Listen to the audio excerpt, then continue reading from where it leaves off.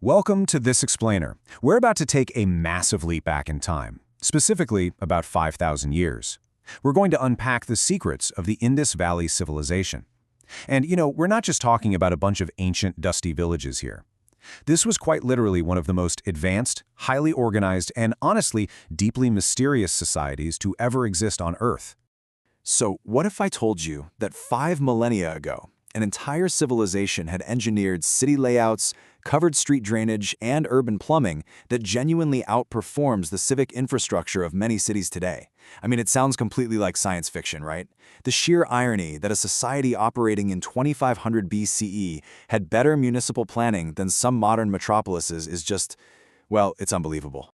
All right, Section 1, a forgotten civilization. And we're talking about a truly massive society here, spanning an incredible 1.2 million square kilometers.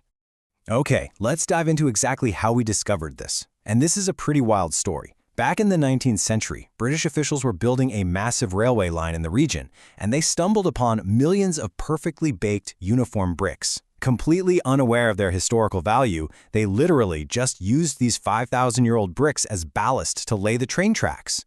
Can you imagine? It wasn't until Charles Mason noted the ruins, and then Alexander Cunningham visited the sites, that the pieces finally started to come together. Then, in the 1920s, Dayaram Sahani and R.D. Banerjee officially excavated Harappa and Mohenjo-Daro, and just like that, the world was introduced to an ancient superpower. Moving on to Section 2, Advanced Cities and Life. Let's look at their urban brilliance. Notice how they divided their cities. You had an upper town, or citadel, which was built on an elevated platform, likely for protection from floods, and then a lower town, which was entirely residential blocks. But here is the absolute most striking takeaway for me.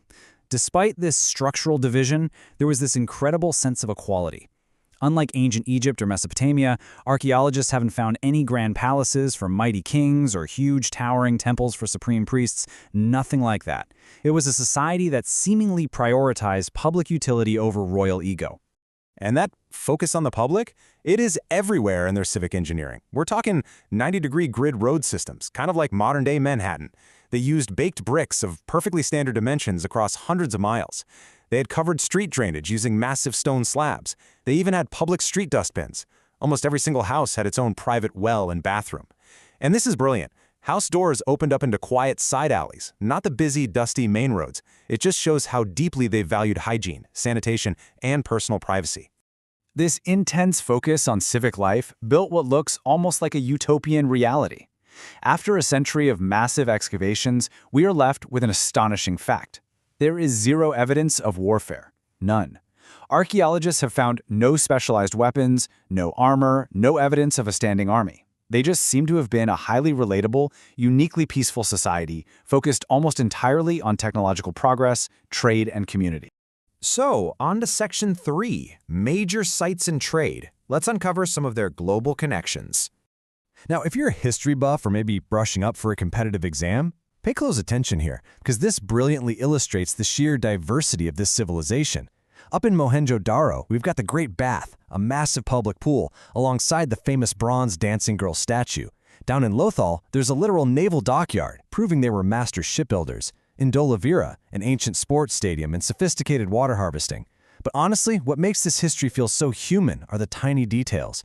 Things like terracotta toys, actual evidence of ancient lipstick in Chunhudaro, and my personal favorite, a brick showing the footprints of a dog chasing a cat. I mean, that really breathes life into the ruins, doesn't it? They weren't just localized farmers either. They were a global economic powerhouse. They were the very first civilization in the world to grow and weave cotton. They exported timber, ivory, and precious lapis lazuli all the way to Mesopotamia, where ancient texts actually referred to them respectfully as Maluha. And to manage this vast trade network, they used perfectly standardized stone weights, trading with these distinctive, beautifully carved stone seals. Basically, they had 5,000-year-old corporate brand identities. Which brings us to Section 4, Mystery of the Unsolved Script, a completely silent language. The biggest tragedy here is that we can't hear their voices. It's what historians call the Rosetta Stone problem. See, Egyptian hieroglyphs were successfully decoded because archaeologists found a bilingual translation stone. It acted like an ancient Google Translate. But for the Indus script, we found thousands of inscribed seals, but no bilingual key has ever been discovered. So for over 100 years of excavation, their language has remained entirely unread.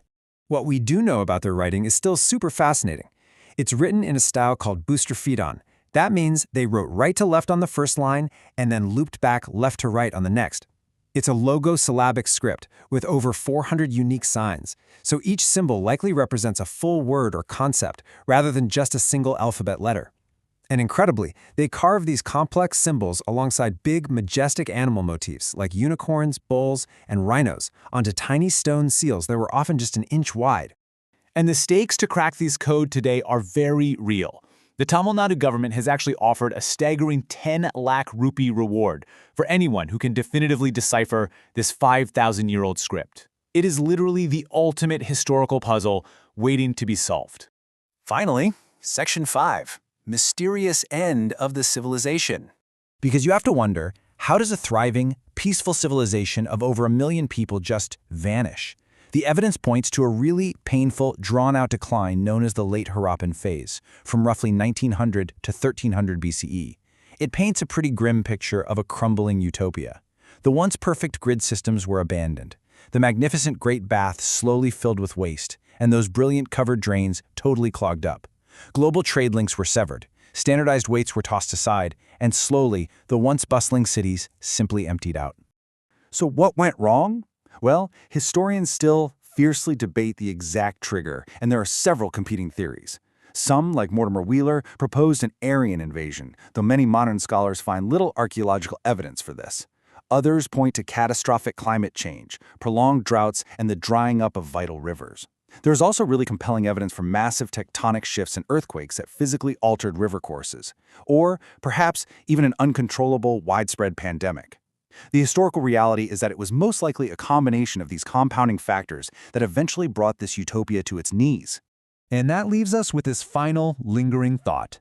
This highly advanced, peaceful, sanitary, and globally connected civilization thrived for centuries, leaving behind a mountain of clues, but absolutely no voice. What world-altering secrets, what ancient philosophies and lost histories are still waiting in the soil, completely hidden until someone finally deciphers their silent script? It's been an absolute privilege exploring this history with you today. Keep questioning, keep learning, and I'll catch you on the next Explainer.